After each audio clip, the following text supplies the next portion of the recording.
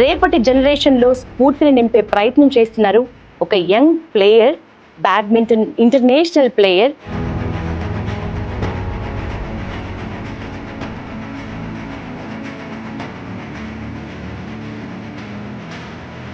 మీ పేరు, మీ పక్కన శీతల్ పేరు. నేను ఇప్పుడు మీకు రివీల్ చేస్తున్నా, వీళ్ళది లవ్ మ్యారేజ్. ఇద్దరు కూడా స్పోర్ట్స్ ఇంటర్నేషనల్ ప్లేయర్స్. ఒక ప్లేయర్స్ గా ఇద్దరికి పరిచయం అయింది. ఎప్పుడు పెళ్లి? మ్యారేజ్ 2016 లోనే అయింది. నేను చంపేస్తుంది మా వైఫ్.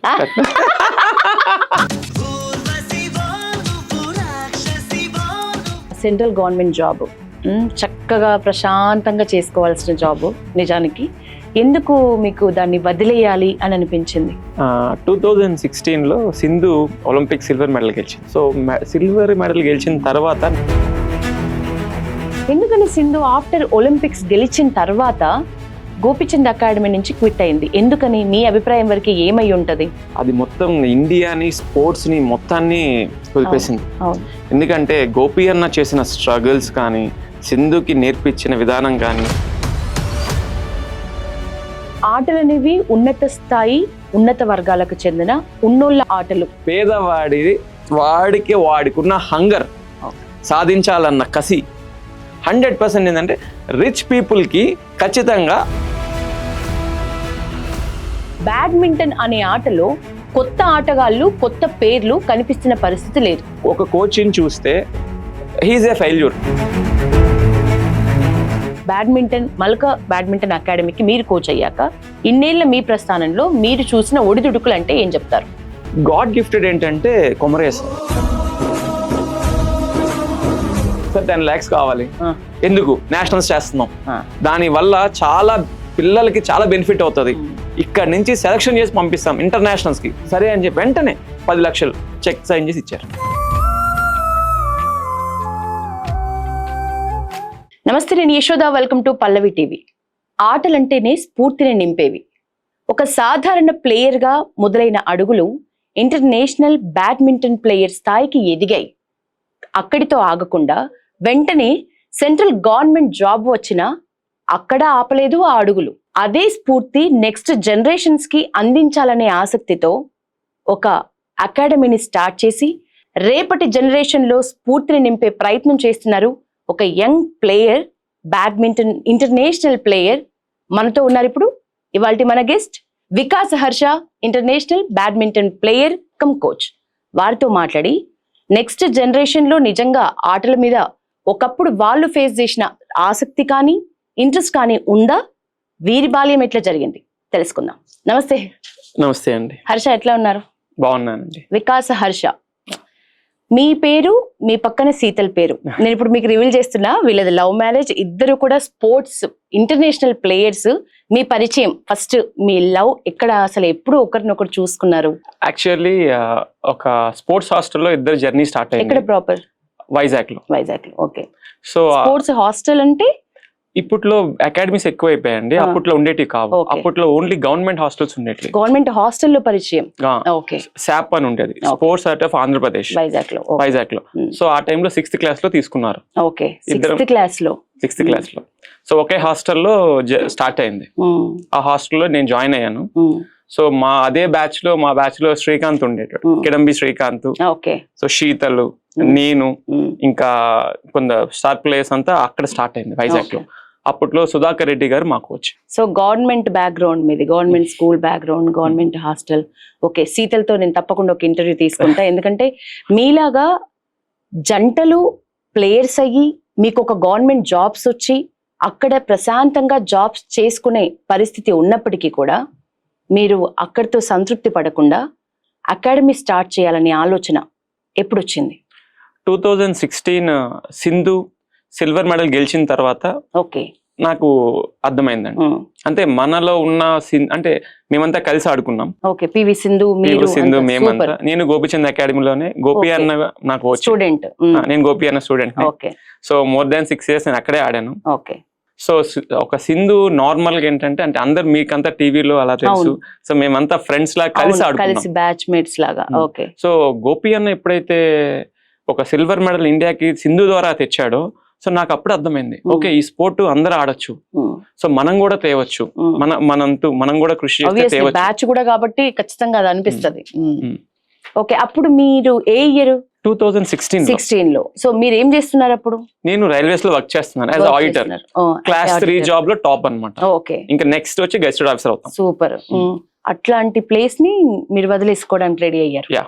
ఓకే, సో నేను అవ్వాలనే దాంతో మీరు బయటకు వచ్చారా? నేను ఒక మెడల్ అందించాలనే దాంతో బయటకు వచ్చారా? అదొకటే రీజనా, ఇంకా ఏంటి? అంటే ఏమని డిసైడ్ అయినారు క్విట్ చేయడానికి జాబ్ ని క్విట్ చేయడానికి మాత్రం యాజ్ ఏ కోచ్ కోసమే నేను క్విట్ చేశాను. ఎందుకంటే అప్పటికే నేను ఆపేశాను. హర్ష, మీరు 6 years వర్క్ చేసినారా మీరు రైల్వేస్ లో? ఒక సెంట్రల్ గవర్నమెంట్ జాబ్, చక్కగా ప్రశాంతంగా చేసుకోవాల్సిన జాబ్. నిజానికి ఎందుకు మీకు దాన్ని వదిలేయాలి అని అనిపించింది?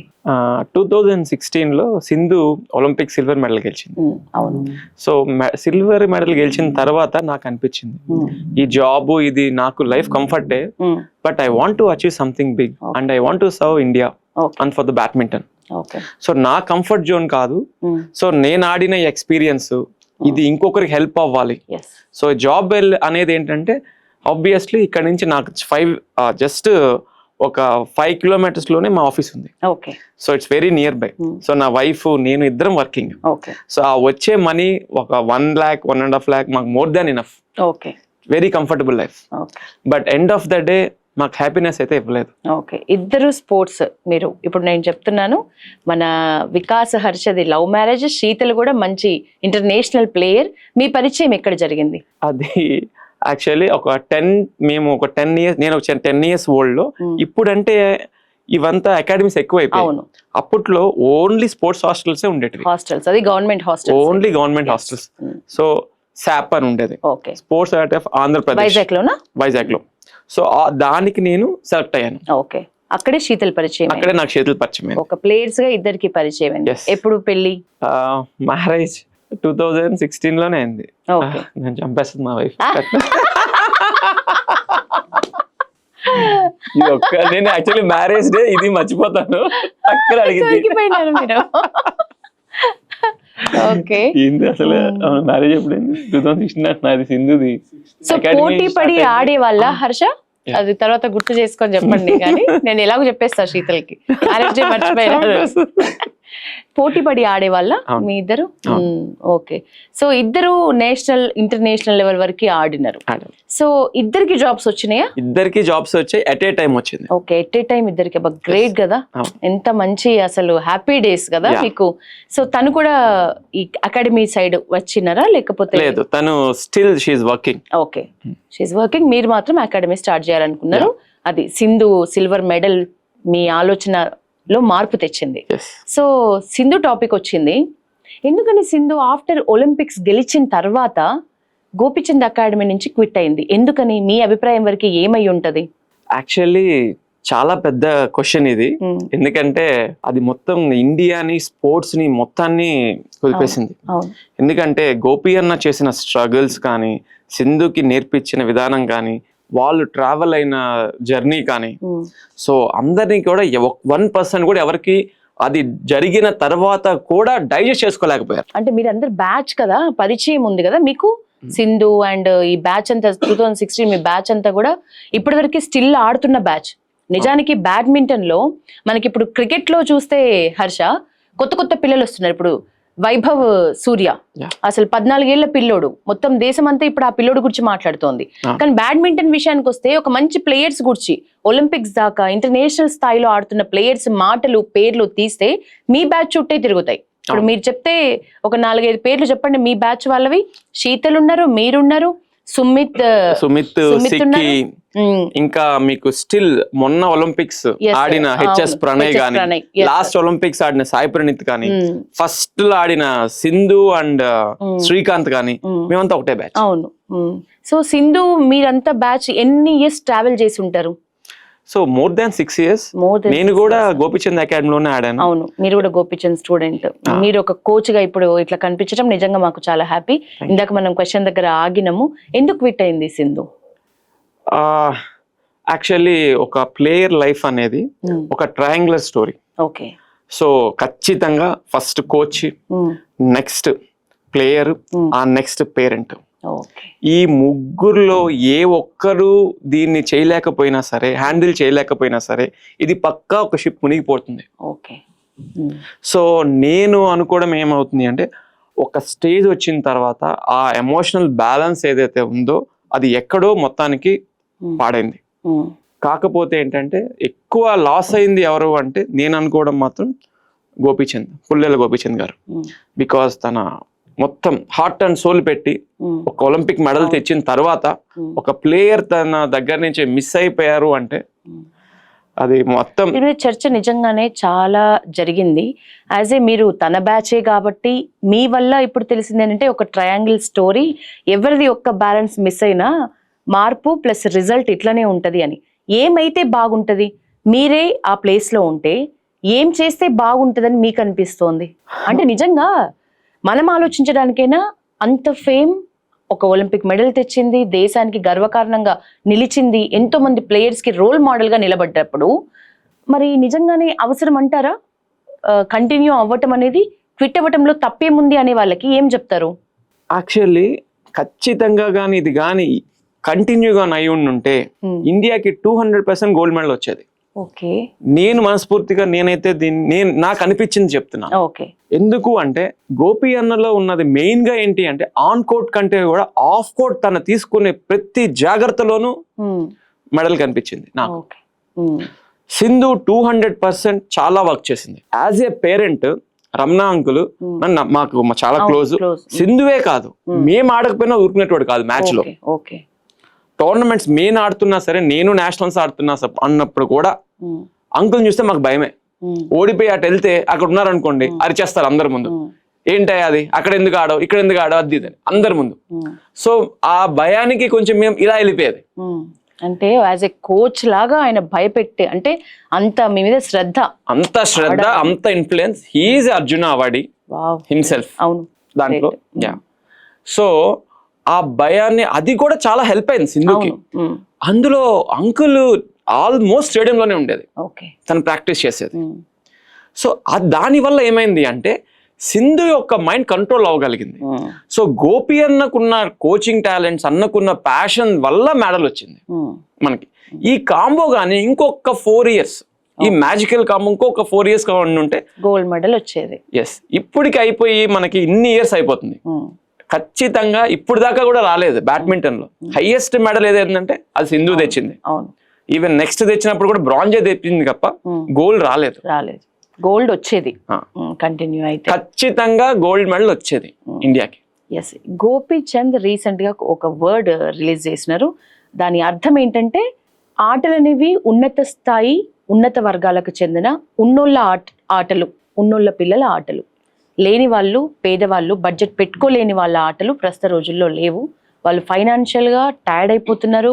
Mental stress, financial stress, balancing అనేది లేక స్పోర్ట్స్ నుంచే క్విట్ అవ్వాల్సిన పరిస్థితి. పేదోళ్ళ ఆటలు కాదు, పేదోళ్ళ నుంచి ఆటగాళ్ళు రారు. కేవలం ఉన్నత స్థాయి, డబ్బులు ఉన్న వాళ్ళ పిల్లలు మాత్రమే ఒక ప్లేయర్స్గా ఎదగగలరు అనే మీనింగ్తోనే ఉన్నాయి ఆ మాటలు. వీటిని మీరెట్లా చూస్తారు? అసలు ఈ వర్డ్స్ గురించి మీరేం చెప్తారు? అది నిజమేనా? యాక్చువల్లీ అన్న చెప్పిన వర్డ్ ఏదైతే ఉందో అది అయితే యాక్చువల్లీ 100% కరెక్ట్. నేను దాన్ని ఏకీభవిస్తాను.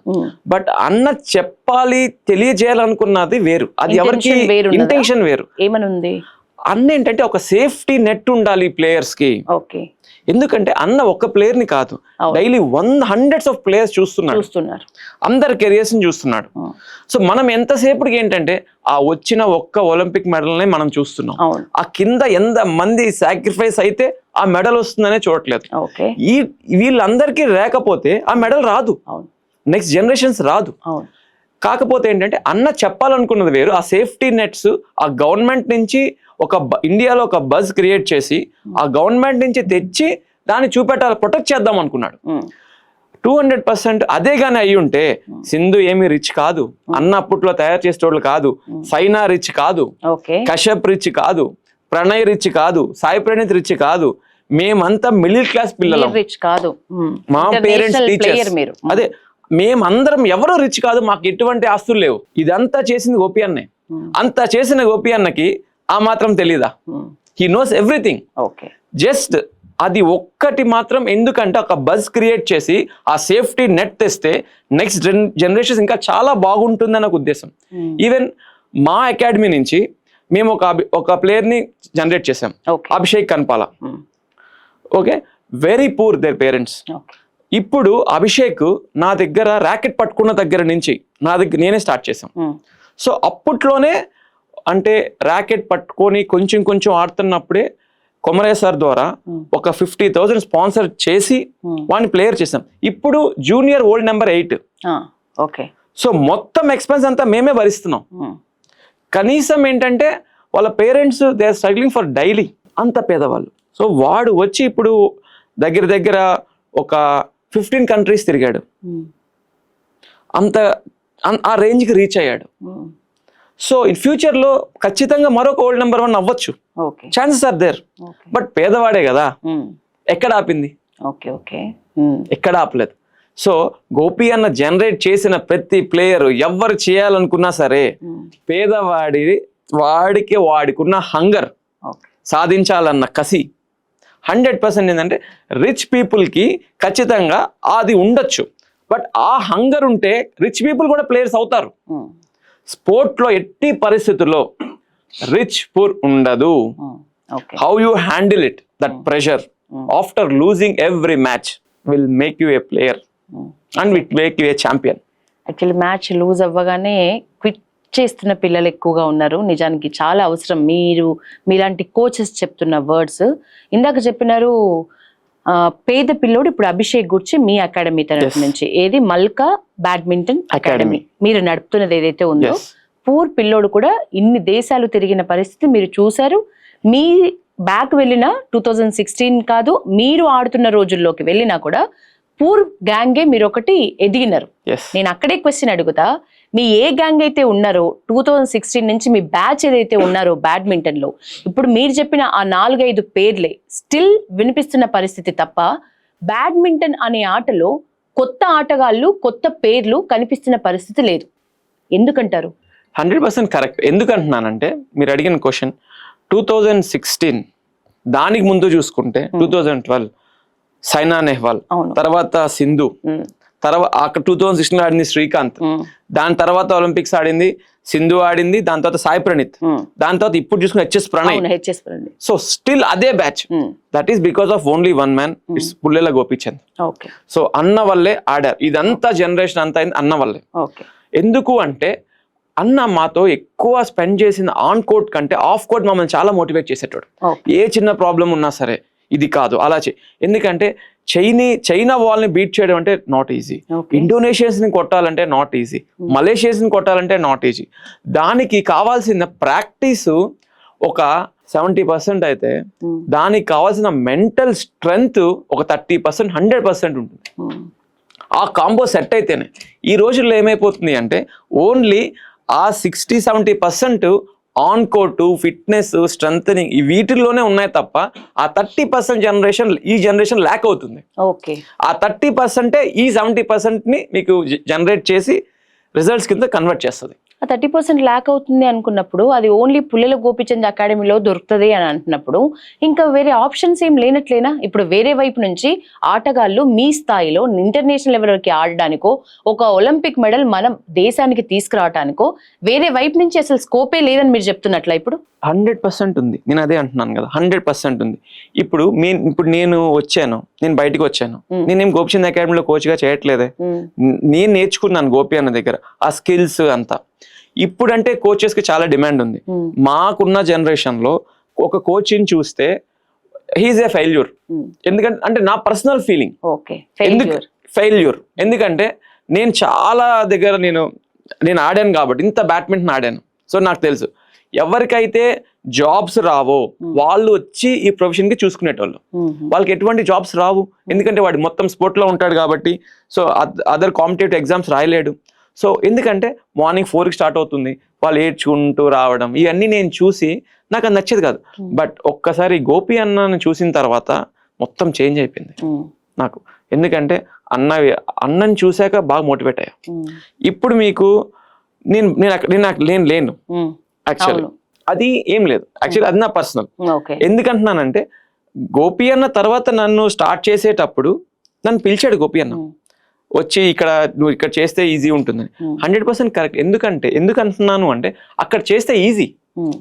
ఎందుకంటే ఇంత స్ట్రగుల్స్ చేసి ఒక ప్లేయర్ ని తీసుకొచ్చి చేయడం కంటే అక్కడికి వెళ్ళి సిస్టమ్ లో ఉండి వర్క్ చేయడం ఈజీ అవుతుంది. బట్ కానీ 100% ఇప్పుడు నేను వర్క్ చేసిన ప్లేయర్స్ అభిషేక్ ఎవరైతే ఉన్నారో, అభిషేక్, స్థితప్రజ్ఞ, సాయి శ్రేయస్, వీళ్ళంతా ఓల్డ్ టాప్ ప్లేయర్స్ అయ్యారు ఇప్పుడు. They have old ranks like old top 8 and 9. So 100% నా టార్గెట్ కూడా 28 ఒలింపిక్స్. సో ఇది నేను ఇప్పుడు స్టార్ట్ చేయలేదు, 2016 స్టార్ట్ చేశాను. సో ఏ కోచ్ అయినా ఏ అకాడమీ నుంచి అయినా అది ప్రొడ్యూస్ చేయగలడు. కాకపోతే వాడికి ఒక 10 years సాక్రిఫైస్ ఉండాలి. 10 years సాక్రిఫైస్ కి రెడీ అవ్వాలి. 10 years విజన్ ఉండాలి.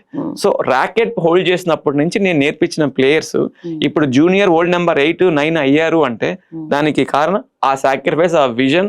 దానికి మళ్ళీ ఒక బ్యాక్ బోన్, కొమరయ్య సార్ లాంటి ఒక బ్యాక్ బోన్. మీరు చెప్పండి, ఇప్పుడు మల్కా బ్యాడ్మింటన్ అకాడమీ దీని నుంచి ఇప్పటి వరకు మీరు అచీవ్ చేసింది ఏంటి? ఎందుకంటే 2016 to ఇప్పుడంటే 9 years మీ జర్నీ ఇది. సో దీంట్లో మీరు ఇప్పటివరకు అచీవ్ చేసింది ఏంటి? ప్రస్తుతం ఉన్న రోజుల్లో ఈ మల్కా అకాడమీ ఇప్పటి వరకు మీకు ఇచ్చిన ఏదైతే ఒక మంచి ఉంది అని అంటే దాన్ని ఏమని చెప్తారు? ఎందుకంటే ఇందాక మీరు ఒక మాట అన్నారు, కోచ్ అనేవాడు ఫెయిల్యూర్ కిందే నా దృష్టిలో, ఎందుకంటే నేను చూసి చెప్తున్న మాట అని. సో మీరు కోచ్ అయ్యాక ఈ అకాడమీకి మల్కా బ్యాడ్మింటన్ అకాడమీకి మీరు కోచ్ అయ్యాక ఇన్నేళ్ల మీ ప్రస్థానంలో మీరు చూసిన ఒడిదుడుకులు అంటే ఏం చెప్తారు? యాక్చువల్లీ నాకు ఒక చిన్న కరెక్షన్. కోచ్ అంటే నేను ఎప్పుడు ఇది ఫెయిల్యూర్ అనేది ముందే ఉండేది 100%. నేను ఆడేటప్పుడు, ఎందుకంటే ఫ్యాక్ట్ కూడా జాబ్ రాలేని వాళ్ళు చేస్తారు అదే. ఇప్పుడు బానే ఉంది, దానికి ఏం ప్రాబ్లం. బట్ ఈ ఒడిదుడుకులు అని మీరు అంటున్నారంటే యాక్చువల్లీ ప్రతి ఒక్క అకాడమీ ఒక ఇన్కమ్ జనరేట్ చేయాలని చూస్తుందే తప్ప ఒక ఛాంపియన్ ని, ఒక ప్లేయర్ ని ప్రొడ్యూస్ చేయాలని చూడట్లా. ఆల్మోస్ట్ అందరు, నేను I don't want to tell their names, but all academies. ఎందుకంటే మీకు సింపుల్, ఒక అకాడమీ కడతారండి, ఎంత ఒక 2 crores పెట్టి మినిమం కడతారు. బ్యాడ్మింటన్ అకాడమీ తీసుకుందాం, ఒక 2 crores వాడు ఇన్వెస్ట్ చేసినప్పటి నుంచి వాడికి కావాల్సింది ఏంటి? ఇంకొకటి 2 crores కట్టిన తర్వాత ఏం చేస్తాడు? కోచెస్ కావాలి, మినిమం ఒక 5 to 6 కోచెస్ కావాలి, ఒక 2 ఫిట్నెస్ ట్రైనర్స్ కావాలి, దాని తర్వాత ఒక ఫిజియో కావాలి. ఇవందరూ చేసిన తర్వాత ఖచ్చితంగా ఎవ్రీ మంత్ టాప్, ఇప్పుడంతా ప్యాషన్ అయిపోయింది, ఇండోనేషియన్ కోచెస్ వచ్చారు, మలేషియన్ కోచెస్ వచ్చారు, ఇక్కడి నుంచి కోచెస్. ఆ కోచెస్ కి శాలరీ పే చేయాలంటే 2 lakhs ఒక్కొక్కరికి.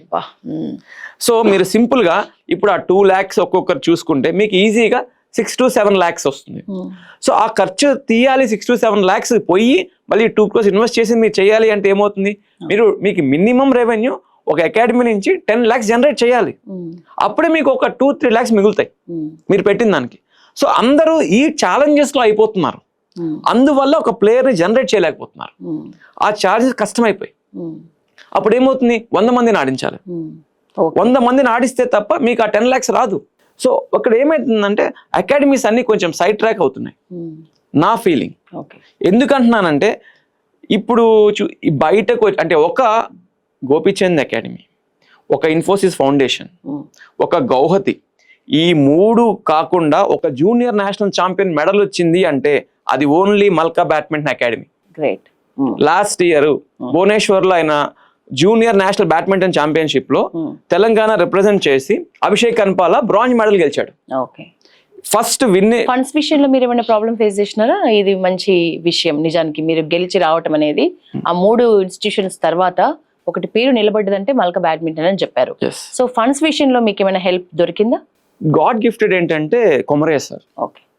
సో ఎనీథింగ్ ఏంటంటే సార్, నేను సింపుల్ ఎగ్జాంపుల్ చెప్తాను. ఒక టోర్నమెంట్ కండక్ట్ చేస్తున్నాం, షార్టేజ్ అయిపోయింది ఫండ్స్. సో శాంక్షన్ చేసుకున్న తర్వాత సార్ అప్పుడు ఏంటంటే ఈ ఎంపీ దాంట్లో తిరుగుతూ బాగా బిజీ అయిపోయారు. సో సార్ అడిగితే ఇస్తారని తెలుసు, బట్ సార్ టైం దొరకట్లేదు నాకు.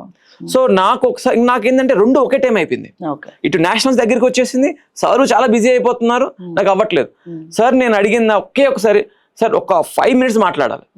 సరే 5 minutes అంటే ఏంటో చెప్పు. ఒక 10 లక్షలు అడుగుతున్నా అండి, ముందు చెప్పాలి, నేషనల్స్ అని ఒక ఇంట్రడక్షన్ ఇవ్వాలి, ఒక 10 లక్షలు అడిగే ముందు నాకు టైం లేదు, కరెక్ట్ గా చెప్పన్నారు. సార్ 10 lakhs కావాలి. ఎందుకు నేషనల్స్ చేస్తున్నాం, ఆ. దాని వల్ల చాలా పిల్లలకి చాలా బెనిఫిట్ అవుతుంది. ఇక్కడ నుంచి సెలక్షన్ చేసి పంపిస్తాం ఇంటర్నేషనల్స్ కి, డచ్, జర్మన్ కి. Okay, Germany. ఓకే. సో ఇది ఒక నేషనల్ టోర్నమెంట్ మనం చెయ్యాలి, ఫండ్స్ తక్కువ అయ్యాయి, ఒక 10 లక్షలు కావాలి. సరే, జెన్యునే కదా, అంతా జెన్యున్. సరే అని చెప్పి వెంటనే 10 లక్షలు చెక్ సైన్ చేసి ఇచ్చారు. సో అది మీరు కూడా నిలబెట్టుకున్నారు దాని దగ్గర. టోర్నమెంట్ చేసాం. హర్ష, ఇందాక నాకు ఒక్క ట్విస్ట్ అయింది ఏంటంటే, డబ్బులు కోట్లలో, ఇప్పుడు కోచెస్ కూడా ఒక అకాడమీ పెట్టినప్పుడు కోట్లలో డబ్బులు పెడుతున్నారు, దాని తగ్గట్లు రిటర్న్స్ కావాలంటే వాళ్ళు ఆ మ్యాజిక్ ఏదో చేయాలి. సో అందులోనే మునిగిపోతున్నారు తప్ప ఒక ప్లేయర్ ని ఇంటర్నేషనల్ లెవెల్లోనో ఒలింపిక్ దాకా తీసుకెళ్లే దాని మీద కంటే కాన్సన్ట్రేషన్ దీని మీద ఎక్కువ పెట్టాల్సి వస్తుంది. కోట్లు పెట్టినప్పుడు లాస్ అయితే అవ్వాలని ఎవరు అనుకోరు కదా, పాకెట్ నుంచి తీసైతే ఎవరు పెట్టరు. సో మినిమం ప్రాఫిట్స్ ఎక్స్పెక్ట్ చేస్తారు అని మళ్ళీ మీరే చెప్తున్నారు. ఒక్క ఏ బ్యాక్గ్రౌండ్ ఫైనాన్షియల్ గా స్ట్రాంగ్ లేని పిల్లలకు కూడా ఇప్పుడున్న రోజుల్లో టాలెంట్ ఉంటే చాలు, ఫోకస్డ్గా ఉంటే చాలు, భవిష్యత్తు ఉంది అని. సో ఈ రెండిటి మధ్యలో ప్రతి పేరెంట్స్ కూడా నలిగిపోతున్నారు. ఆటలు అంటేనే భయపడుతున్నారు. నిజంగా వీడు ఈ ఆటలో చాలా దూరం వరకు వెళ్ళినప్పుడు నేను పెట్టలేకపోతే వాడి ఆశలన్నీ అడియాసలు అయిపోతాయి. ఇప్పుడు ఆటలు అనేది ఒక బిజినెస్ అయిపోయింది అని ఫస్టే పేరెంట్స్ చాలా మంది క్రికెట్ లాంటి స్పోర్ట్స్ లో సీరియస్ గా ఉన్న పిల్లల్ని వెనక్కి లాగుదామనే ఆలోచనతో ఉన్నారు తప్ప ప్రోత్సహిద్దామనే ఆలోచనతో చాలా మంది పేరెంట్స్ ఉండట్లేదు. దీనికి మీరేం చెప్తారు? యాక్చువల్లీ నేను లాస్ట్ 2 years లో బాగా యూరోప్ ట్రావెల్ చేశాను. ఓకే. బ్యాడ్మింటన్ టోర్నమెంట్స్ కి. అసలుకి అక్కడికి నిజంగా ఒక కంట్రీ దాటి వెళ్తే ఇంత నేర్చుకోవచ్చా అని నాకు అక్కడే తెలిసింది. హెల్త్ కి ఇచ్చిన ఇంపార్టెన్స్ వాళ్ళు ఇంకా దేనికి ఇవ్వరండి. First priority health. ఇప్పుడు బ్యాడ్మింటన్ అనే కాదు, ఏ స్పోర్ట్ అన్నా సరే మీకు ఇచ్చేది ఏంటి తెలుసా? ఒక ధైర్యం, ఒక డెసిషన్ మేకింగ్, ఒక హెల్త్.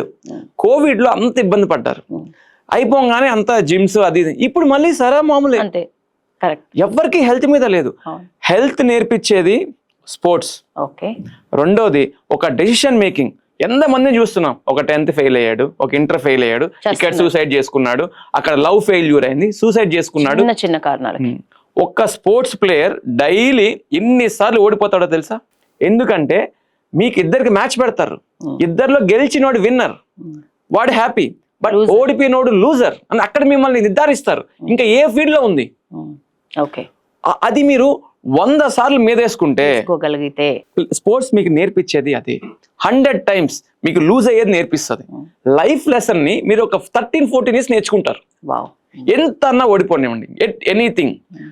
మీ జాబ్ ప్రొఫెషన్ అవ్వచ్చు, మీ లైఫ్ లో మీ ఫ్యామిలీ ప్రాబ్లమ్స్ అవ్వచ్చు, ఎన్నిసార్లు ఓడిపోయినా సరే ప్రతిదీ హ్యాండిల్ చేసే కెపాసిటీ వస్తుంది. ఎగ్జాక్ట్లీ. అండ్ రెండోది, ఎన్ని ప్రొఫెషన్స్ ఉన్నా ఏ ప్రొఫెషన్ లో వెళ్ళి ఇంకొక దేశానికి వెళ్ళి మీ ఫ్లాగ్ ఎత్తి మీరు నేషనల్ అంతం పాడలేరు. మీరు నేషనల్ అంతం పాడితే దాన్ని మళ్ళీ అక్కడున్న వాళ్ళందరూ క్లాప్స్ కొట్టరు. ఒక్క స్పోర్ట్స్ లో మాత్రం మీ దేశాన్ని నుంచి వెళ్ళి అవతల దేశంలో మీరు నిల్చొని గెలిచి ఆ పోడియం పైన నిల్చొని మీరు మీ నేషనల్ సాంగ్ సింగ్ చేసి అందరి దగ్గర మళ్ళీ వాళ్ళందరూ కూడా వినేలా చేయగలిగిన స్పోర్ట్ ఒక్కటి స్పోర్టే. రెండోది హెల్త్ ఇచ్చేది స్పోర్ట్ మాత్రమే. గూస్ బంప్స్ వర్డ్స్ చెప్పినారు. ఆ ఫ్లాగ్ అది ఒకసారి ఇమాజిన్ చేసుకుంటేనే ప్లేయర్ అనే వాళ్ళకే కాదు మామూలు వాళ్ళకి కూడా పూనకాలే అనమాట. ఒకటి నేను నెక్స్ట్ క్వశ్చన్ ఏం రాసుకున్నానంటే, స్పోర్ట్స్ అనేది మెదడు చురుకుదనానికి, హెల్త్కి, నిజంగా ఎడ్యుకేషన్ మీదనే ఫోకస్డ్గా ఉన్న పిల్లోడికి విత్ స్పోర్ట్స్ ఆడుతూ చదువుకుంటున్న పిల్లోడికి మెదడులో మార్పు, జీవితంలో ఒక డెసిషన్ మేకింగ్ లో మార్పు ఉంటుందా అనేది క్వశ్చన్ కి అన్ని కలిపి ఒక మంచి ఆన్సర్ చెప్పినారు. నిజంగా నాకైతే మీ ఆన్సర్ బాగా నచ్చింది. మీరు ఒక ఇంటర్నేషనల్ ప్లేయర్ గా ఎన్నో గేమ్స్ ఆడినారు, ఎన్నో ఇయర్స్ నుంచి మీకు ఆటలో ఎక్స్పీరియన్స్ ఉంది. కానీ ఇప్పుడున్న పేరెంట్స్ పరిస్థితిని చూస్తే మీకు ఎక్కువ పిల్లల్లో ఎక్కువ మనం సలహాలు ఇవ్వాల్సిన పరిస్థితి ఉంది అనిపిస్తుందా స్టూడెంట్స్ ప్లేయర్స్ విషయానికి వస్తే, లేదా ఫస్ట్ పేరెంట్స్ కి చెప్పాల్సిన అవసరం ఎక్కువ ఉంది అనిపిస్తుంది? ఎందుకంటే ప్రెసెంట్ పేరెంట్స్ కొంతమందిని చూస్తే స్పోర్ట్స్ గ్రౌండ్ ఉంటే తప్ప స్కూల్లో వేయని పిల్లలు ఎంతమంది ఉన్నారు, స్పోర్ట్స్ అంటే చాలు ఖర్చుతో కూడుకున్న పని అని భయపడుతున్న పేరెంట్స్ కూడా ఉన్నారు. సో పేరెంట్స్ రోల్ విషయంలో as a coach, as a international player ఏమని చెప్తారు? పిల్లోడికి ఇంట్రెస్ట్ ఉంది, ఏది కరెక్ట్? పేరెంట్స్ ఎట్లా ఉంటే కరెక్ట్? వాళ్ళ రోల్ ఎట్లా ప్లే చేస్తే కరెక్ట్? దీనికి యాక్చువల్లీ చాలా మంచి క్వశ్చన్ అడిగారు. ఎందుకంటే నన్ను చాలా మంది పేరెంట్స్ వచ్చి అడుగుతూనే ఉంటారు, ఒక కోచ్, సక్సెస్ఫుల్ కోచ్ అని వింటున్నారు, చూస్తున్నారు, అందరూ వచ్చి అడిగి క్వశ్చన్ అదే. సో నేనేమంటానంటే 100% పేరెంట్స్కి కొంచెం ఎడ్యుకేట్ చేయడం అవసరం. Okay. At the same time parents 200% వాళ్ళ పిల్లల్ని స్పోర్ట్స్లో దింపడం చాలా అవసరం. ఓకే. కంట్రీకి కూడా చాలా అవసరం. ఫస్ట్ ఎప్పుడన్నా ఫిట్నెస్ అంటారు. అవును. ఫిట్ ఇండియా చాలా కంట్రీస్ ఫస్ట్ నేర్పించేది ఫిట్నెస్. సెకండ్ థింగ్ వచ్చేసి దీంట్లో నేను ఎందుకు చెప్తున్నానంటే, ఎందుకు ఆడించాలన్నది రీజన్ చెప్తున్నాను. అందరికీ ఏంటంటే కొంచెం స్పోర్ట్స్ మీద అంటే ఓకే, ఒక ఒలింపిక్ మెడల్ అని అనుకుంటున్నారు. అవును. బట్ మీ అందరికీ తెలియని ఒక్కటి ఏంటంటే, స్పోర్ట్స్ అంటే మెడల్ కాదు. మీరు 12th క్లాస్ పాస్ అయ్యి ఏ యూనివర్సిటీస్లో అప్లై చేసినా మీకేమన్నా ఇంకేమన్నా స్పెషలైజేషన్ ఉందా? మీకు sports quota, not only sports, even music also. They will ask you everything. So ఒక 1000 మంది చదివే కాలేజ్లో ఒక 1000 మందిలాగా మీరు స్టూడెంట్గా ఉంటారా? అరే వీడు స్టూడెంటే కాదురా, వీడు గిటార్ బాగా వాయిస్తాడు, అరే ఈజ్ అ బ్యాడ్మింటన్ ప్లేయర్ అనేది మీకు ఎలా, ఒక క్రికెట్ ప్లేయర్ అనేది మీకు ఎలా అంటే ఇది మీకు లైఫ్ టైం ఉండిపోతుంది. మీరు సింపుల్గా ఒక ప్లేయర్ని, ఒక లైఫ్ చూడండి. మీరు ఒక 10th క్లాస్ ఇంటర్ దాకా మీరు ఆడగలరు. ఇంటర్ తర్వాత ఎవరైనా ఒక స్పోర్ట్ని ఆడగలరా? కష్టం, తక్కువ. అది స్పోర్ట్ కంటే కూడా ఏంటి అంటే అదొక టాలెంట్, ఒక నేర్చుకోవడం. అది మీరు మిస్ చేశారు, మీ పిల్లల్ని మీరు ఆడించట్లేదు అంటే మీరు స్వయాన వాళ్ళని చెడిపేసినట్టు. అంటే యాజ్ ఏ కోచ్గా, యాజ్ ఏ ప్లేయర్గా, మైండ్ పరంగా వాళ్ళని ఒక స్టెప్ కిందకి దించినట్లే అంటారు. 200%. ఓకే. సో పేరెంట్స్కి ఇది అవసరం. పిల్లలు ఎట్లుండాలి? ఇప్పుడు ఆడాలని చాలా ఉంటుంది. 1-2 సార్లు మీరు ఇందాక మంచి ఎగ్జాంపుల్ చెప్పినారు. 10th ఫెయిల్ అయితే, చిన్న చిన్న లవ్ ఫెయిల్యూర్ అయితే అన్నిటికీ ఉరేసుకొని చేస్తున్నారు, ట్రైన్ కింద తలబెట్టేస్తున్నారు. యాజ్ ఏ స్పోర్ట్స్ మెన్ మీరు చాలా ఫోకస్డ్గా ఉండి ఎన్నిసార్లు ఓడిపోయినా తీసుకోగలగాలి అని అంటే అందరూ పుల్లెల గోపీచంద్ అకాడమీకి వెళ్ళలేరు, అందరూ అంత స్ట్రాంగ్ మీలాగా అవ్వలేరు. సో యాజ్ ఏ కోచ్ ఎట్లాంటి ఒక చిన్న ఏమైనా ట్రిక్స్ లాగా, ఏమైనా చిన్న మ్యాజికల్ వర్డ్స్ లాగా చెప్పమంటే, నేను మంచి ప్లేయర్ అవ్వాలి, నిలబడాలి అనుకున్నవాడు ఓడిపోయిన ప్రతిసారి ఏం ఆలోచించాలి? యాక్చువల్లీ దీనికి ఒకటే అండి solution. Any player, any sport result మీద డిపెండ్ అవ్వకండి. ఆల్వేస్ మీకు ఏంటంటే రిజల్ట్ మీద డిపెండ్స్ అయితే ఒకటి స్ట్రెస్, అది గెలిచినా కూడా అదే మీ తలకెక్కిచ్చేస్తుంది. ఓకే. ఒక్కసారి గెలిస్తే కాదు, మీరు ఎప్పుడైనా గుర్తుపెట్టుకోండి. ఈసారి ఇయర్ వరల్డ్ కప్ గెలిస్తే సరిపోదు, నెక్స్ట్ ఇయర్ మళ్ళీ నెక్స్ట్ టైం వస్తే మళ్ళీ మర్చిపోతారు అందరూ. సో ఎన్నిసార్లు గెలుస్తారు?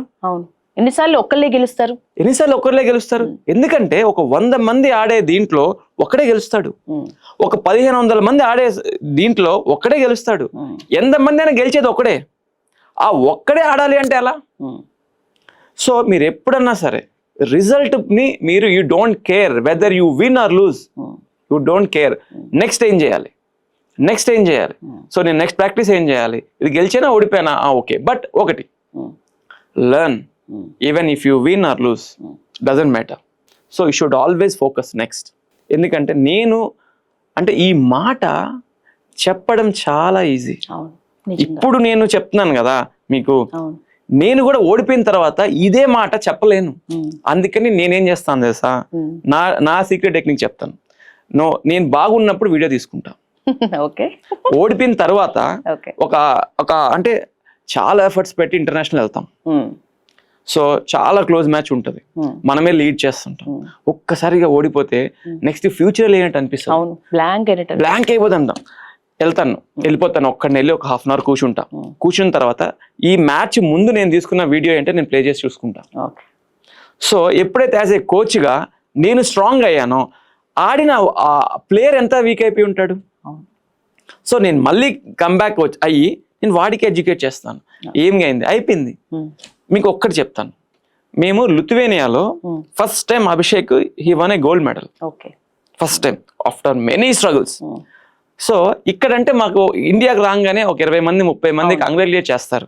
అక్కడ మ్యాచ్ అయిపోయిన తర్వాత యూరోప్ ఎలా ఉంటుందంటే మొత్తం ప్యాకప్, ఒక హాఫ్ అన్ అవర్ లో స్టేడియం అంతా ఖాళీ. సో టోర్నమెంట్ అయిపోయిన దగ్గర ఒక హాఫ్ అన్ అవర్ లో మొత్తం వికెట్ చేస్తారు, ఇంకో స్పోర్ట్ కి ఇచ్చేస్తారు. అది అంత ఫాస్ట్ గా అయిపోతుంది. సో ఆ పోడియం ఎక్కి దిగంగానే ఒక 10 మంది 20 మంది 30 మంది అక్కడ కంగ్రాచులేట్ చేసి అయిపోయింది.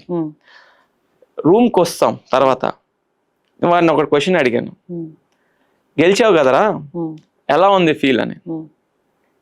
అది చెప్పిన ఆన్సర్, ఏం సార్ ఇంతేనా, గెలిచాను ఇంతేనా, అయ్యో పాపం వాడు, ఏం చేయాలి, అయ్యో తినేసి మళ్ళీ మేము వచ్చి అంటే మళ్ళీ కుక్ చేసుకొని మేము తినేసి పడుకోవాలి. ఎందుకంటే 2 days అయితే మళ్ళీ ఇంకో టోర్నమెంట్ ట్రావెల్ చేయాలి. సో నేను అదే అన్నాను వాడికి అక్కడ అడిగాను, గెలిచినా ఇంతే, ఓడిపోతే ఏదో అనిపిస్తుంది, ఓటమి గెలుపు ఒకేలా తీసుకో. అప్పుడు నీకేమవుద్దంటే రిజల్ట్ పైన నువ్వు డిపెండ్ అవ్వు, ప్రాసెస్ పైన ప్రోగ్రెస్ పైన ఉంటావు. ఎప్పుడైతే నువ్వు ప్రాసెస్ పైన ఉంటావో ఆ గెలుపు అనేది ఎప్పుడన్నా సరే, మనము గెలుపు వెనకాల పరిగిస్తే ఎప్పటికీ రాదు, గెలుపు మీ ముందే వెళ్తుంటది. నువ్వు పరిగిస్తే గెలుపు నీ వెనకాల ఉండాలి. అప్పుడు ఆబ్వియస్లీ గెలుపు నీ వెనకాల పరిగిస్తూనే వస్తుంది, నువ్వు ఎంత దూరం పరిగిస్తే అంత, అది నీ ఓపిక. సో గెలుపు కోసం అసలు ఎప్పుడు కూడా నువ్వు ఆలోచించొద్దు. చాలా ఈజీ, ఇప్పుడు చెప్పగలుగుతున్నాను. 200% ఓడిపోతే నాకు కూడా కష్టమే, దానికి చాలా ప్రాక్టీస్. బట్ ఇది కానీ చేయగలిగితే 100% సింపుల్. నేను చెప్తున్నాను కదా ఇందాక వికాస్ హర్ష చెప్పినట్లు, ఆటకి ముందే ఒక మంచి చక్కటి హ్యాపీ మూడ్ లో వీడియో తీసుకోండి. మీరు ఓడినా గెలిచినా మళ్ళీ అదే వీడియోని చూసుకోండి. మంచి ట్రిక్ ఇది, చాలా బాగుంది. నెక్స్ట్ మీరు ఇందాక చెప్పినట్టు world's junior champions India host చేస్తోంది ఈ year, October I think. So దానికి ఎట్లా సన్నాహం, ఎట్లా జరిగింది? ఇప్పుడు ప్రస్తుతానికి మన ఇండియా రోల్ దీని వల్ల ఏమైనా మారే అవకాశం ఉందా? మన ఇండియా ఇంకా బెటర్మెంట్ ఏమైనా ఇచ్చే అవకాశం ఉందా? 100% ఉంది. యంగ్స్టర్స్ కి చాలా అడ్వాంటేజ్ ఇది. ఎందుకంటే నాకు తెలిసి ఒక 15 years బ్యాక్ ఎప్పుడో అయింది, అప్పటి నుంచి ఇప్పుడు దాకా అసలు వరల్డ్ ఛాంపియన్షిప్ మనం చేసిందే లేదు. ప్లేయర్స్ కి పండగ అసలు. ఇంకా అసలు మనం ఏబిసిఏ కండక్ట్ చేయట్లేదు ఇంకా వరల్డ్ ఛాంపియన్షిప్. అవును. సో కాకపోతే నా సలహా ఏంటంటే బ్యాడ్మింటన్ అసోసియేషన్ ఆఫ్ ఇండియా ఇంకొంచెం అవేర్నెస్ క్రియేట్ చేయాలి. ఇప్పుడు ఉంది, ఈ రోజు మనం మాట్లాడుకుంటున్నాం, ఒక 5 months తర్వాత అయ్యే వరల్డ్ జూనియర్స్ కి ఈ రోజు no preparation, we doesn't know what was the team and what was the rules. So మనం కనీసం ఒక 5 నెలలన్నా మన టీం ని మనం ప్రిపేర్ చేయమం కదా. 5 months ఎంత అసలు, చాలా తక్కువ. అది యాక్చువల్గా ఏంటంటే టోర్నమెంట్ చేయడం కాదు, ఆ టోర్నమెంట్ చేయడం వల్ల ప్లేయర్స్ కి ఒక అడ్వాంటేజ్ ఉండాలి, ఒక అవేర్నెస్ ఉండాలి, చాలా మంది తెలీదు. సో అలాంటప్పుడు చేసి ఏం ఉపయోగం? అయిపోయిన తర్వాత మాట్లాడుకోవడం కాదు, ఎప్పుడన్నా సరే అవకాశం అనేది ఉన్నప్పుడే చేసుకోవాలి. సో దానికి బ్యాడ్మింటన్ ఆఫ్ ఇండియా వచ్చి, సో మేము ఇలా ట్రయల్స్ కండక్ట్ చేస్తున్నాము, ఈ ప్లేయర్స్ సెలెక్ట్ అయితే మేము ఇలా క్యాంప్ చేస్తాం, ఇలా అంటే మేమంతా యాజ్ ఏ కోచెస్ గా దాని తగ్గట్టు మేము రెడీ చేస్తారు. సో పేరెంట్స్ కూడా ఏంటి దాని తగ్గట్టు ప్రిపేర్ అవుతారు, ప్లేయర్స్ ప్రిపేర్ అవుతారు. 5 months అయ్యేటప్పుడు ఇప్పటికీ ఏమీ లేదు అసలు. సో మెడల్ రావాలి చెయ్యాలి అంటే మనీ ఖర్చు పెట్టడమే కాదు, మనం దాంట్లో ప్లేయర్స్ మనీ ఖర్చు పెట్టడము, ఒక నెల ముందో 10 రోజుల ముందో హడావిడి చేయటం కాకుండా ఇప్పటి నుంచే చాలా స్ట్రాంగ్ గా ఫోకస్డ్ గా నడిస్తే చాలా బాగుంటుంది. ఇండియాలో చాలా పొటెన్షియల్ ఉంది. బట్ ఏంటంటే నేను అనుకుంటున్నాను ఏంటంటే ఇప్పుడు ఒక BCCI ఎలా నిల్చుందో, ఎంత స్ట్రాంగ్ బాడీగా నిల్చొని మొన్న అయిన ఆ ఛాంపియన్స్ ట్రోఫీలో ఇండియా పాకిస్తాన్ రాదు అన్ని ఒక్క స్టేట్మెంట్ ఇస్తే ఆ టోర్నమెంట్ కోసం మిగతా ఒక్క ఫైనల్ కోసం 2 teams వచ్చాయి. దుబాయ్కి వచ్చి ఏది గెలుస్తుందో ఏది ఓడిపోద్దో తెలియక వచ్చి వెయిట్ చేసి ఒకటి వెళ్ళిపోయింది. ఆ లెవెల్లో కానీ బ్యాడ్మింటన్ ఆఫ్ ఇండియా కానీ శాసిస్తే ఒక్క ఒలింపిక్ మెడల్ కూడా రాని మన దేశం ఈసారి నెక్స్ట్ 2028 లాస్ ఏంజల్స్ లో పక్కా 3-4 మెడల్స్ వచ్చే కెపాసిటీ మన ఇండియాలో ఉంది. బట్ దాని దగ్గర ప్రిపరేషన్ లేదు. ఫైనల్ క్వశ్చన్ హర్ష, మీరు మంచి సాధారణ ప్లేయర్ గా స్టార్ట్ చేసినారు, ఇంటర్నేషనల్ ప్లేయర్ గా ఎదిగినారు, చక్కటి జాబ్ వచ్చింది, ఆ తర్వాత దాన్ని క్విట్ చేసి మళ్ళీ ఒక కోచ్ గా నెక్స్ట్ జనరేషన్ ని స్పోర్ట్స్ వైపు ఆసక్తిగా నడిచేలా చూడాలని ఒక మంచి మోటోతో మీరు ఇటువైపు ఉన్నారు.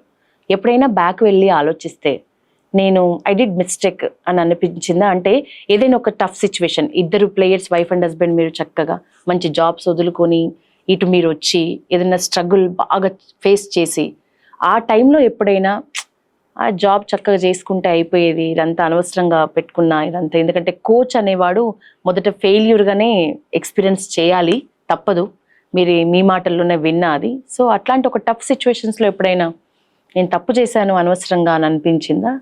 చాలాసార్లు అనిపించిందండి. లిటరల్లీ లాక్డౌన్లో అయితే మాత్రం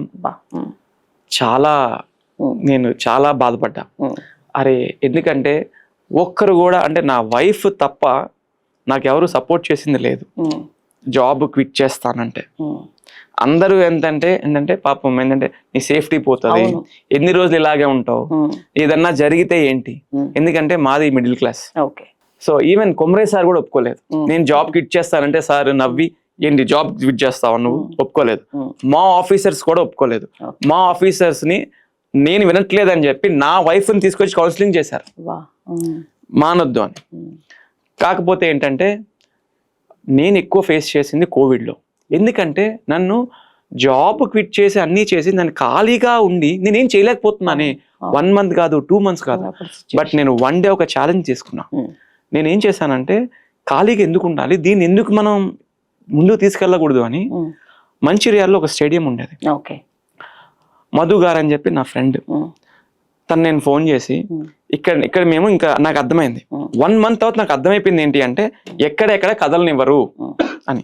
సో తనకు కాల్ చేసి ఎలాగో స్టేడియం ఖాళీగా ఉంది కదా మాకేమన్నా ఇస్తారా, 4 courts ఉన్నాయి, పైన జిమ్ ఉంది, అన్నీ ఉన్నాయి. కాల్ చేస్తే ఆయన సార్ ఫస్ట్ మీరు వచ్చేసేయండి, హ్యాపీగా వచ్చి ఉండండి. ఆ టైంలో ఇక్కడ నుంచి మంచిర్యాల వెళ్ళిపోయాం. ఒక 5 players వాళ్ళ ఫ్యామిలీ మెంబర్స్ మేము అంతా వెళ్ళి క్వారంటైన్ అయిపోయాం. ఆ టైంలో కలెక్టర్ భారతి మేడం ఉన్నారు, తను చాలా సపోర్ట్ చేశారు. ఎందుకంటే మేము వెళ్ళంగానే అది కొంచెం దూరంగానే ఉంటుంది ఊరికి. ఈ రిస్ట్రిక్టెడ్ టైంలో ఎవరో వచ్చారు ఇక్కడ 15 మంది ఉన్నారని చెప్పి ఆ ఊర్లో కొంచెం ప్రాబ్లం ఇష్యూ క్రియేట్ చేశారు. ఆ టైంలో భారతి మేడం ఇన్వాల్వ్ అయ్యారు. అసలు మీరు ఎందుకు వచ్చారు, ఏంటి పర్పస్, మేము క్వారంటైన్ అయ్యాం మేడం, క్వారంటైన్ అవ్వడానికి వచ్చాం అని చెప్పి ఒక 2 weeks మేము ఏం చేయలేదు, ఏం యాక్టివిటీ చేయలేదు. 2 weeks తర్వాత నుంచి లోపలే అన్ని మేము 15 మంది లోపల ఉండిపోయి స్టార్ట్ చేసాము. అలా చేసాం కాబట్టే ఆ 6 months అయిపోయిన తర్వాత అభిషేక్ ఫస్ట్ టోర్నమెంట్, వాడు ఆడిన ఫస్ట్ టోర్నమెంట్ నేషనల్స్ లో క్వార్టర్ ఫైనల్స్ ఆడాడు. క్వాలిఫైయింగ్ నుంచి దగ్గర 8 matches గెలిచాడు. ఎందుకంటే మా అదృష్టం ఏంటంటే మొత్తం ప్రపంచం ఆగిపోయింది, మేము మాత్రం ముందుకెళ్ళారు. మీ ఆలోచన కరెక్ట్ టైంలో డిఫరెంట్ గా ఆలోచించటం అనేది ఎంత ప్లస్ అయిందంటే, ఎప్పుడు సరౌండింగ్ సిచ్యువేషన్స్ ని బట్టి డౌన్ అవ్వాల్సి వచ్చినప్పుడు కొంచెం కొత్తగా ఆలోచిస్తే రిజల్ట్ ఎట్లా ఉంటది అనేది మీరు చాలా ఎక్స్పీరియన్స్ చేసినారు. సో ప్రజెంట్ మీ ఆలోచన ఎట్లా ఉంది? ఇప్పుడు మీరు అన్నారు కదా ఇందాక చాలా సార్లు నేను అట్లా ఫీల్ అయ్యాను, నేను క్విట్ చేసి తప్పని చేశానని. ఇప్పుడు ఏం చెప్తారు? ఇప్పుడు మీ మెదడులో ఇప్పటిదిప్పుడు మీ పాస్ట్ని తలుచుకుంటే ఎంతవరకు మీరు ఎన్ని మార్క్స్ ఇచ్చుకుంటారు ఒక 100లో? యాక్చువల్లీ నేను జాబ్ క్విట్ చేసి 200% మంచి చేశాను, నో డౌట్ అబౌట్ ఇట్. ఎందుకు అంటే ఇప్పుడు దాకా మేము 10 international medals గెలిచాం. గ్రేట్. ఇప్పుడు అభిషేక్ అనే ప్లేయర్ హీఈస్ వెరీ పూర్. నేను I took as a challenge, ఒక్కడిని ఆడించలేకపోతే నేనేం ప్లేయర్ని, నేను ఒక అకాడమీ ఉంది, ఒక జాబ్ ఉంది, ఒక్కడిని ఆడించలేకపోతే రేపు నా పిల్లల్ని ఎలా ఆడించగలను? సో నేను ఆ ఛాలెంజ్ తీసుకుని ఎంత డిఫికల్టీస్ ఉన్నాయి అనే దగ్గర కోచ్తో పాటు ఒక పేరెంట్ లా కూడా నేను ఇప్పుడు రెస్పాన్సిబిలిటీ తీసుకున్నా. సో నేను క్విట్ చేసి నేను బయటికి రాకుండా ఉండుంటే ఇండియాకి ఒక 10 medals వచ్చేటివి కావు, ఒక ప్లేయర్ ఒక అభిషేక్ లాంటి ప్లేయర్ ప్రొడ్యూస్ అయ్యేటోడు కాదు. అలాగే అభిషేక్తో పాటు స్థిత, శ్రేయస్, ఇంకో 2 players ప్రొడ్యూస్ అయ్యారు. సో ఈ రోజుకి అయితే మాత్రం 200% ఐఎమ్ హ్యాపీ. హర్ష, ఒలింపిక్స్ అనేది మీ టార్గెట్ అంటున్నారు, అది కూడా 2028 అని ఇట్లా ఫిక్స్ చేసుకున్నారు. సో అది ఎప్పుడు, ఎట్లా స్టార్ట్ అయింది మీకు మైండ్లో? మీ ప్రస్తుత గోల్ ఏంటి? యాక్చువల్లీ ఇది సార్ కొమరయ్య సార్ వాళ్ళ సన్ మల్కా యశస్వి గారండి. యశస్వి సార్, తన సార్ బిట్స్ ప్లానీలో దుబాయ్ స్టడీస్ అంతా అయిపోయిన తర్వాత ఇండియా వచ్చారు. నాకు సార్ ముందే పరిచయం. ఎందుకంటే నేను యాజ్ ఏ ప్లేయర్ గా, యాజ్ ఏ కోచ్ గా నేను దుబాయ్ వెళ్ళాను. అక్కడ పరిచయం. నాకు దుబాయ్ వెళ్తే అక్కడ చదువుతున్నారు సార్. సో నేను ఒకసారి పర్సనల్ గా నేను వెళ్ళి కలిశాను. సో నాకు ముందే పరిచయం ఉండి సార్ మళ్ళీ ఇండియా తిరిగి వచ్చి, సార్ ఇప్పుడు సిఇఓగా మళ్ళీ ఇక్కడ జాయిన్ అయిన తర్వాత నేను సార్ని కలిశాను. సార్ని కలిశాక సార్ వచ్చి ఎలా ఉంది అంతా బాగానే ఉందా అంటే, సార్ చాలా బాగుంది, కాకపోతే ఏంటంటే ఇప్పుడు మనం నేషనల్ మెడల్ గెలిచాం ఆల్రెడీ, మంది ఇంటర్నేషనల్ లెవెల్కి వెళ్ళాలి. అంటే మీకు ఏంటి అంటే ఇలా 2028 ఒలింపిక్స్ జరగాలి అంటే మనకు ఒక హాస్టల్ ఉండాలి, ఇది ఒక్కటే సరిపోదు. అంటే రెవెన్యూ రెవెన్యూ అంటే మనకి జీరో సోర్సెస్ ఉంటాయి, మనం పెట్టాల్సిందే తప్ప ఏది తిరిగి రాదు. ఎందుకంటే వాడికి డైట్ చాలా ఇంపార్టెంట్. అనే దగ్గర మనకి ఇదే స్కూల్లో ఒక బిల్డింగ్ ఇచ్చేసి హాస్టల్, ఇప్పుడు మాకు చేయడానికి ఒక separate chef with calories, brown rice, ఇంకా వచ్చేసి ఆర్గానిక్ వెజిటేబుల్స్ పండించి పంపిస్తున్నారు. సో ఇది ఇప్పుడు స్టార్ట్ అయింది కాదు.